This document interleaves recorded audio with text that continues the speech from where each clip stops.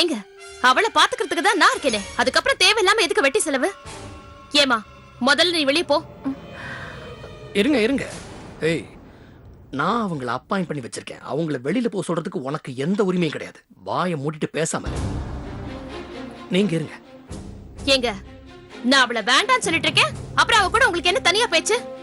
பத்மா, அவ இவன் பேசுற வேலைலாம் வச்சுக்காத. மரியாதை மரியாதை கொடுத்து பேசு. இவங்க புனிதமான மருத்துவ தொழில கண்ணியமான நர்ஸா இருக்காங்க. மத்தவங்க வந்து என் பொண்ண பராமரிக்கிறதுக்கு அவளை பெத்தவன் நான் ஒண்ணும் செத்து போகல. நீ உயிரோட தான் இருக்க, ஆனா தாய்ங்கிற உணர்வோட இல்ல. அதான் இங்க பிரச்சனை. அதுவும் இல்லாம சமீபத்துல நீ பூரணியை பாத்துக்கிட்ட லட்சணத்தை தான் நான் கண்கூட பாத்துட்டேனே. இதுக்கப்புறமா இந்த விஷயத்துல உன்னை நம்புறதுக்கு நான் தயாரா இல்ல.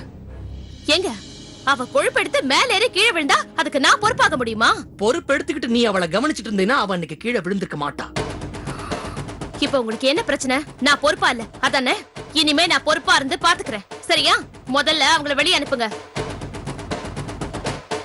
ஆனா நீங்க இந்த மாதிரி பூரணியை பாத்துக்கிறதுக்கு ஆளை வீட்டுல வச்சிருந்தா வெளியே பாக்குறவன் எல்லாம் வாயிருக்கவன் எல்லாம் என்ன காரி துப்புவான். அதுக்கப்புறம் என்னால வெளியே தலை காட்ட முடியாது, எனக்கு அவமானமா போயிடும். அதான் பார்த்தேன். எங்க ஒரு செகண்ட் நீ கூட திருந்துட்டியோன்னு நினைச்சேன்.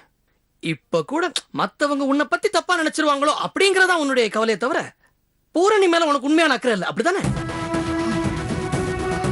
உன்கிட்ட எல்லாம் எதுக்கு நீ சுத்தி வளைச்சு பேசிட்டு நெத்தி பொட்டுல அடிச்ச மாதிரி நேரடியாவே சொல்றேன். பூரணி விஷயத்துல இனி ஒன்ன நம்புறதா நான் இல்ல, அவ்வளவுதான்.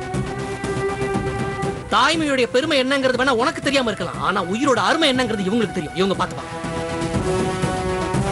இங்க பாரு, நீ என்ன கத்துனாலும் என்ன கலாட்டா பண்ணாலும் சரி, என்னுடைய முடிவை நான் மாத்திக்கிறதா இல்ல. ஏங்க என்ன வீட்டுக்கு கூட்டிட்டு வந்துட்டு மேல மேல என்ன இப்படிதான் அவமானப்படுத்திட்டே இருப்பீங்களா நீங்க? அப்படித்தானே?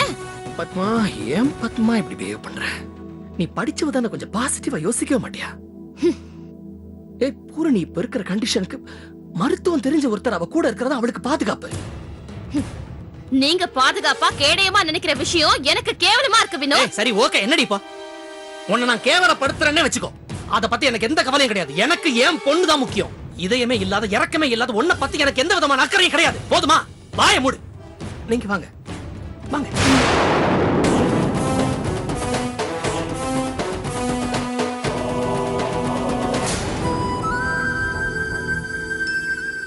பூரணி கண்ணா, வா. இவதான் என்னுடைய பொண்ணு, என்னுடைய ஒரே மக பூரணி. என்னோட உலகமே இவதான். இவளுக்காக தான் நான் வாழ்ந்துகிட்டே இருக்கேன். நாங்க எப்ப செஞ்ச பாவமும் தெரியல. இப்ப என் பொண்ணு சில சிக்கல்கள் இருக்கா. நீங்க தான் அவளை நல்லபடியா பாத்துக்கணும். நீ எவளையாவது இங்க கொண்டு வந்தா நான் விட்டுருவனா? அவளை துரத்தாம விட மாட்டான் இந்த பத்மா. ஓகே சார், பூரணியை பத்தி நீங்க கவலைப்பட வேண்டாம். எல்லாம் நான் பத்திரமா பாத்துக்கிறேன். நீங்க நாளைக்கு டியூட்டில ஜாயின் பண்ணிடுங்க. 9 to 6 பூரணி என்ன பத்திரமா பாத்துக்கிறேன். நீங்க கோர்ட்ல இருந்து வந்த உடனே நான் ரிலீவ் ஆயிக்கிறேன். ஓகேங்க. Okay sir. பூரணி, நாளையில இருந்து உனக்கு என்ன வேணும்னாலும் இந்த சிஸ்டர் தான் நீ கேட்கணும். ஓகே? Okay Poorani, bye. நாளைக்கு வரேன் சார். நான் நாளைக்கு வரேன். Bye sir.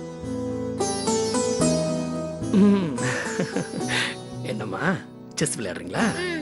விளையாடுங்க.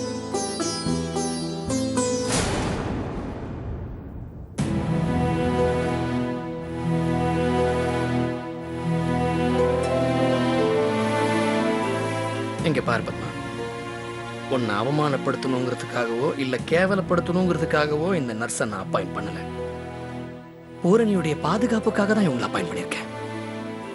அதனால அவங்கள கேவலப்படுத்துறதோ இல்ல நீ மரியாதை குறைவா நடத்துறதோ இந்த மாதிரி காரியங்கள்லாம் பண்ணாத. இங்க பாரு, நான் இது உங்ககிட்ட ரிக்வெஸ்டா சொல்லல. I am warning you. அவங்கள நீ தரக்குறைவா நடத்தின அப்படி இப்படின்னு ஏதாவது ஒரு தகவல் என் காதுல விழுந்துச்சு, நீ தெருவுல நிக்க வேண்டியிருக்கும். ஜாக்கிரதை.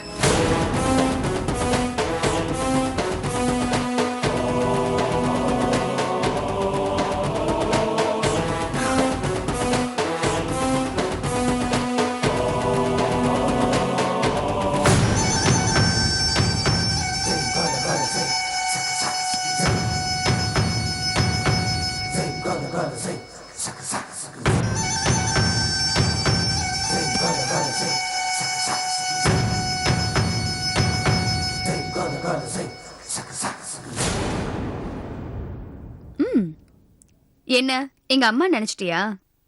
நான் தான் எங்க அம்மா கூப்பிட்டதா சொல்லி சும்மா உன்னை இங்க வர வச்சேன். ஆமா, உன் பட்டுக்குட்டிய பத்திரமா கார்ல உட்கார வச்சிட்டியா? ம், நான் உன்னை சொல்லட்டுமா? உனக்கும் துளசிக்கும் காம்பினேஷன் செட்டே ஆகல. கெமிஸ்ட்ரியும் ஒர்க் அவுட்டே ஆகலப்பா. நான் தான் உனக்கு கரெக்ட். இத பாரு, நம்ம 2 பேரும் கருப்பு வைரங்கள் பிரசனா. ஏன் இதை யோசிக்கவே மாட்டேங்கிற? நான் உங்க அம்மா கிட்ட பேசட்டுமா? பேசு. என்ன சம்மந்தம் பேச போறியா? சொல்லு சொல்லு, தாராளமா பேசு. சம்மந்தம் தானே பேச போற, போய் பேசு போ. இல்ல, நீ சம்பந்தம் இல்லாம இந்த மாதிரி பேசிட்டு இருக்கேன்னு சொல்ல போற. உன்னை ஒரு பைத்தியக்கார ஹாஸ்பிட்டல் அட்மிட் பண்ண சொல்ல போற. ம், உனக்காக நான் பைத்தியமா மாறுறத பெரிய பாக்கியமா நினைக்கிறேன் பேசுனா. ச்சீ, உனக்கு எப்படி சொன்னா உரைக்கும்னு எனக்கு தெரியல. ம், என்னப்பா இது? ஒரு பொண்ணு சுதந்திரமா காதல சொல்றது தப்பா? இது ஜனநாயக நாடு. காதல சொல்றது தப்பு இல்ல, ஆனா அதை இன்னொருத்தி புருஷன் கிட்ட போய் சொல்ற பாரு, அதுதான் தப்பு. ஏன் நீ உன்னை ஒருத்திக்கு புருஷனா பாக்குற? துளசி கூட உன்னை புருஷனா பார்க்கலாம். ஆனா நான் அந்த மாதிரி பார்க்க மாட்டேன். இப்பவும் எப்பவும் உன்னை ஏன் புருஷனாதான் பாப்பேன். இதுக்கு மேல உன்கிட்ட பேசி பிரயோஜனம் இல்ல. பேசுன எனக்கு தான் பைத்தியம் பிடிக்கும். ம், கையெடு. முடியாது. நீதான் கையெடு. என் கைய பிடிக்க மாட்டேங்கிற, நானும் உன் கைய பிடிக்கலாம்ல. இத பாரு, யாராவது பார்த்தா என்ன தப்பா நினைப்பாங்க. கைய விடு. அத பத்தி எனக்கு கவலை இல்ல. விட முடியாது. வேண்டாம், கைய விடுன்னு சொல்றேன். விட முடியாதுன்னு சொல்றேன்ல. நீ விடாட்டி என்ன விட்டா ஓவரா.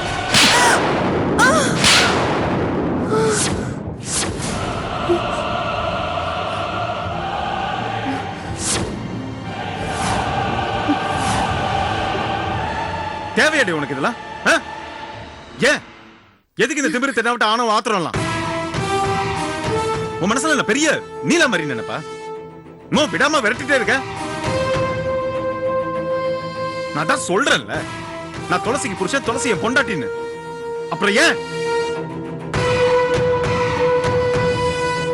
உங்க அம்மாவை பார்த்தல்ல, எவ்வளவு நல்லவங்களா இருக்காங்க. அவங்கள பார்த்து கூட உனக்கு புத்தி வரல. அது சரி, நீ என்ன பண்ண? உனக்கு அப்படியே உங்க அப்பன் புத்தி. கேவலமான உனக்கு பிறந்தவ கேவலமா தானே இருப்ப. ஏய், வேண்டாம் பிரசனா. தேவையில்லாம என் அப்பாவை பத்தி பேசாத. அதே பரி ரொம்ப நல்லா இருக்க. நீ என் பொண்டாட்டி பத்தி எவ்வளவு வேணாலும் கேவலமா பேசுவேன். நான் உங்க அப்பனை பத்தி கொஞ்சம் கேவலமா பேசினாலும் அது உன்னால பொறுத்துக்க முடியல. அப்படியே பொங்கி எழுதிருக்கிற. இப்பவும் சொல்றேன், நான் உன்னை அடையாம விட மாட்டேன். உன்னை அடைஞ்சே தீருவேன்.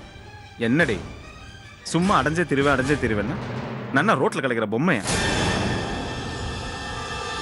ஆம்பளடி. உன்ன மாதிரி அடங்கா பிடாரிங்களுக்கெல்லாம் அடங்காத ஆம்பளை. அது எப்படி? எனக்கும் துளசிக்கும் கலர் காம்பினேஷன் சரியில்லை, கெமிஸ்ட்ரி சரியில்லை.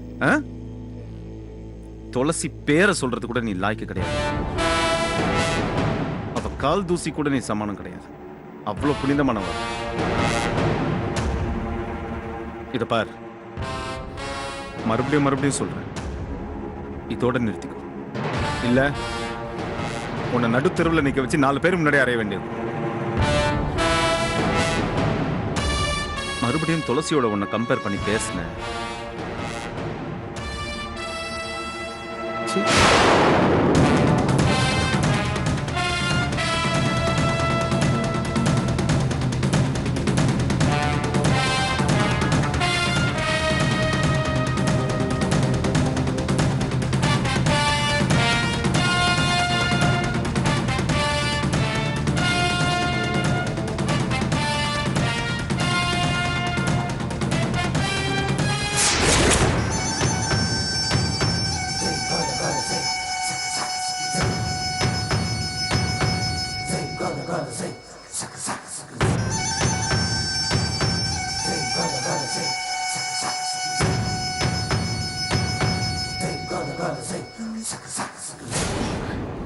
ஏன் அப்படி உருன்னு இருக்க? கொஞ்சம் சிரிச்ச மாதிரி தான் இரு. நீ பண்றத பார்த்தா எனக்கு கோவமா தான் வருது.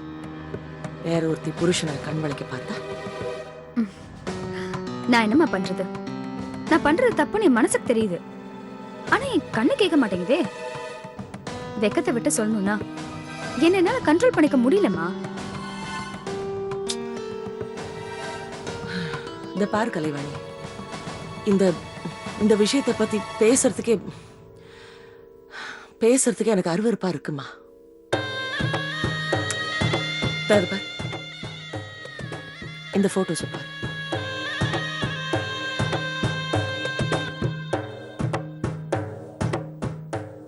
நல்ல பாரு கலைவாணி. இரு நீ என்ன சொல்ல வரேன்னு நானே சொல்லிடுறேன். எதுக்கு உனக்கு கஷ்டம்? இந்த போட்டோஸ்ல உனக்கு யாரை பிடிச்சிருக்குன்னு சொல்லு. அடுத்து வர முகூர்த்தத்திலே செம்ம கிராண்டா உனக்கு மேரேஜ் பண்ணி வைக்கிறேன். ஒழுங்கு மரியாதையா புருஷன் வீட்டுக்கு போய் ஜாம்னு குடும்பத்தை நடத்துற வழியை பாரு. இதானே சொல்ல வரீங்க? ஆமாண்டி, அதான் உனக்கு மரியாதை, எனக்கும் கௌரவம். அம்மா, நான் கோவப்பட்டோ இல்ல ஆத்திரப்பட்டோ அந்த வார்த்தையை சொல்லல. ரொம்ப அன்பா சொல்றேன். இந்த ஜென்மத்துல எனக்கு கல்யாணம் ஒண்ணு நடந்தா அது பிரசன்னா கூட தான்.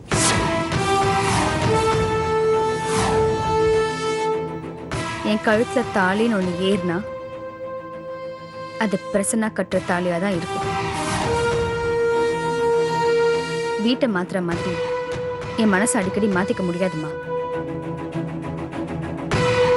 வாழ்ந்தாலும் செத்தாலும் என் நிலை ஒரே நிலைதான். கலைவாணி, அவன் வேற ஒருத்திக்கு புருஷனா இருக்கானேம்மா. இருந்தா இருந்துட்டு போட்டுமா. நீங்க சொன்னதுக்கு அப்புறம் நான் அதை கலைக்க விரும்பல. துளசி அதிகாரப்பூர்வமா அவளுக்கு மனைவியா இருந்துக்கிட்டோம். நான் ஒரு ஓரமா ஒளிஞ்சு நினைக்கிறேன். ஐயோ கலைவாணி, ஏம்மா இந்த மாதிரிலாம் பேசுற? இந்த பாரு, அம்மா சொல்றது கேளு. பிரசன்னாவை விட வேற நல்ல பையனா நான் பார்த்து தரேம்மா. ப்ளீஸ் ப்ளீஸ்மா, ப்ளீஸ். வேண்டாம், நான் உன்னை தொந்தரவு பண்ணல. அதே மாதிரி நீ என்ன மனசு மாத்திக்கன்னு தொந்தரவு பண்ணாம இரு. எனக்கு தெரியாதுமா, அப்பா அவர் எனக்கு அறிமுகப்படுத்தி வைக்கிறப்போ அவர் மனசுல துளசி இருக்கான்னு எனக்கு தெரியாது. பார்த்த முதல் பார்வையிலேயே என் மனசு அவர்கிட்ட பறி கொடுத்துட்டேன். இதெல்லாம் உன்கிட்ட சொல்றதுக்கும் பேசுறதுக்கும் எனக்கு வெக்கமா தான் இருக்கு. ஆனா எனக்கு வேற வழி இல்லம்மா, பேசித்தானே ஆகணும்.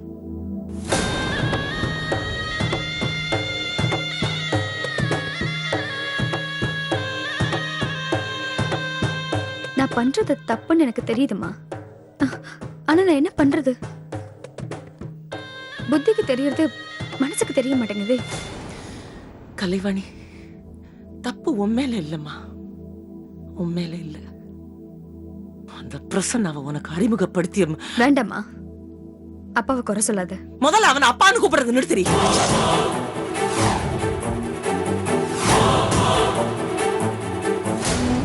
இந்த மாதிரி வளர தெரியாம வாழ தெரியாம போனதுக்கு காரணமே அந்த ஆள் தான். அவன் மட்டும் உன்னை கடத்தி நாரடிக்காம இருந்திருந்தா நான் உன்னை வளர்த்திருப்பேன். நீ இந்த மாதிரி வளர்ந்திருக்க மாட்டேன். யார்கிட்டயோ வளர்ந்துட்டு அவங்க பெருசா உன் மேல பாசத்தை காட்டாம ஏதோ தோணு வளர்த்துட்டாங்க. நீ என்கிட்ட வளர்ந்திருந்தா நான் உன்னை துளசி மாதிரி வளர்த்திருப்பேன்டி. துளசி துளசி துளசி, எங்க போனாலும் அந்த துளசி என்ன விடாம துரத்துறா. நீங்களும் துளசியை தான் தூக்கி வச்சு கொண்டாடுறீங்க. அந்த பிரசன்னாவும் அவ்வளவுதான் கொண்டாடுறான். இத நினைச்சாலும் எனக்கு எரிச்சலா இருக்கு. கோவப்பட்டா முதல்ல எரிச்சலா தான் இருக்கும். இதே கொஞ்சம் பொறுமையா யோசிச்சு பார்த்தா நான் சொல்றது நியாயம் தெரியும். ஒருத்தர் நல்ல விதமா நினைச்சா, நல்ல விதமா வாழ்ந்தா எல்லாமே நல்ல விதமா தான் அமையும். அதுக்கு உதாரணம் துளசி. துளசி கல்யாண மண்டபத்துல அவமானமா நின்ன கதையையும் நீங்க தான் எனக்கு சொல்லிருக்கீங்க. அது ஒரு காலம் கலைவாணி. துளசி அந்த காலத்தை கடந்து வந்துட்டா. இந்த பார்மா கலைவாணி, இப்ப துளசி ஒரு நல்ல மனுஷனுக்கு மனைவிமா, சொசைட்டில ஒரு கௌரவமான இடத்துல இருக்கா. அதே மாதிரிதான் நீயும் இருக்கணும் நான் விரும்புறேம்மா. அம்மா உன் நல்லத்துக்கு தான் சொல்லுவேன். நீயும் சொசைட்டில கௌரவமா வாழணும்னு எனக்கு ஆசை இருக்காதா சொல்லு. கலைவாணி, பிரசன்னாவை மறந்துருமா? இல்லம்மா, நீ சொல்றதை ஏத்துக்க நிலைமையில நான் இல்ல. அவன் தான் வேணும்னு நான் உன்னை தொந்தரவு பண்ண மாட்டேன். அதே மாதிரி மறந்துரு, நீ உன்னை தொந்தரவு பண்ணாத. பிரசன்னா என் வாழ்க்கையில வரணும்னு விதி இருந்தா அது மாறவே மாறாது. கலைவாணி, இந்த பார், அசோக் குமாரோட இனிமே பேச்சு வச்சுக்க கூடாது. கலைவாணி, அவருக்கு என் மேல கோவம் இருக்குமா? அவருக்கு என் மேல கோவம் இன்னும் இருக்கு. அதுக்காக தான் உன்னை திசை திருப்புறாரே தவிர உன் மேல ஒண்ணும் பாசத்தினால இல்லம்மா. பெத்தவனா இந்த வார்த்தையை சொல்லக்கூடாதுதான், வேற வழி இல்லாம சொல்றேன். அவனை நம்பினவங்க வாழ்க்கை நாசமா தான் போகும்.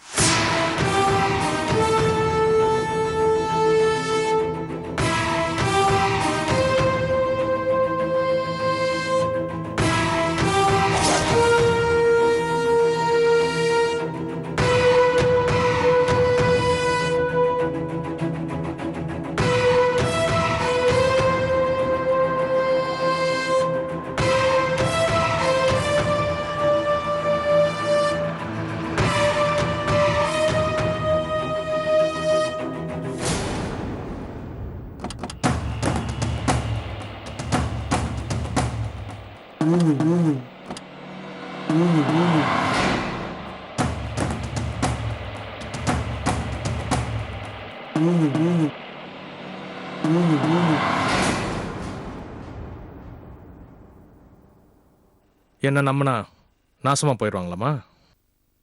இல்லப்பா, என் ஹாஸ்பிட்டலில் ஒர்க் பண்ணுறவங்க, என் கம்பெனியில் ஒர்க் பண்ணுறவங்க எல்லாரும் என்ன தான் நம்பியிருக்காங்க. அவங்கெல்லாம் நாசமாக போயிட்டாங்களா? காலம் மாறினாலும் உங்கள் அம்மா இன்னும் மாறவே இல்லைம்மா. அதே சந்தேகம், அதே கோவம், அதே தான்ற எண்ணம். நான் ஒன்றும் உங்கள் அம்மாவை சும்மா வெறுக்கலை, ஒதுக்கலை. இந்த மாதிரி கேரக்டராக இருக்கிறதுனால தான் வெறுத்தேன், ஒதுக்குனேன். அவகிட்டே நீ வளர்ந்தா அவளை மாதிரியே நீ ஆணவமாக வளர்ந்து நிற்பேன்னு தான் உன்னை தூக்கிட்டு வர சொன்னேன். ஆனால் நீ என் கைக்கு வராமல் எங்கெங்கேயோ போயிட்ட. அப்பா, எதுக்கு இப்போ இந்த பழைய கதையெல்லாம்? புதுசா ஏதாவது பேசுவோமே. சரி சொல்லுமா, புதுசாக என்ன பேசலாம்? பிரசன்னா விஷயத்துல நீங்க என்ன முடிவெடுத்திருக்கீங்க? நீ தான் சொல்லணும். என்ன பண்ணலாம்? ஏற்கனவே பேசின மாதிரி துளசியை தீர்த்துடலாமா? ஐயோ வேண்டாப்பா. இதுக்கு மேல துளசிக்கு என்ன பிரச்சனை வந்தாலும் அது நம்மளால தான் வந்ததுன்னு அம்மா நினைச்சுப்பாங்க. நினச்சா நினச்சிட்டு போட்டுமே, நம்ம ஏன் மற்றவங்களை பற்றி கவலைப்படணும்? நமக்கு தேவை நம்ம நோக்கம் நிறைவேறணும். ஆமாம், உங்கள் அம்மா என்ன முடிவில் இருக்கா? அவங்க எவனோ ஒருத்தனை எனக்கு கல்யாணம் பண்ணி வைக்கிற ஐடியால இருக்காங்க.